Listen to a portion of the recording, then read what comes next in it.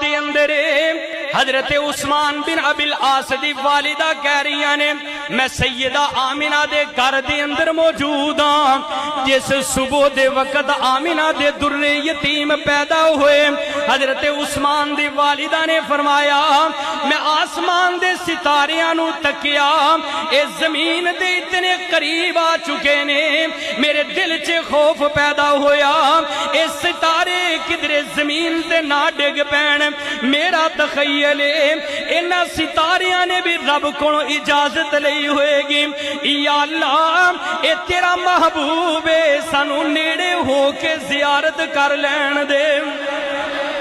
آگے میرے محبوب سیدہ آمینہ دی گود دی اندر قدم رکھے آنا میرے محبوب نے سیدہ آمینہ فرما رہی نے بچہ پیدا ہوئے ماما غسل دے کے پاک کر دیا نے نا سرما اپنے ہتھاں دے نال پاندیاں نے سیدہ آمینہ فرما رہی نے میں اپنے نور نظر نو تکیا بالکل پاک اور صاف پیدا ہوئے نے میں کیا ماں آمینہ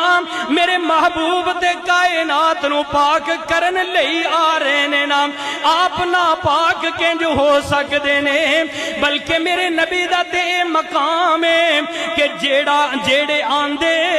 گئے نیڑے باندے گئے سینے لا کے محمد رنگیندا گیا جگ سارے دا محبوب مدنی مٹھا جتوں لنگدا گیا رنگ لاندا گیا اے محبوب کل اے سونا ختم الرسل اے محبوب کل اے سونا ختم الرسل کیویں توحید نو ورتیندا گیا میرا نبی ایسا پاکے اے دے در تے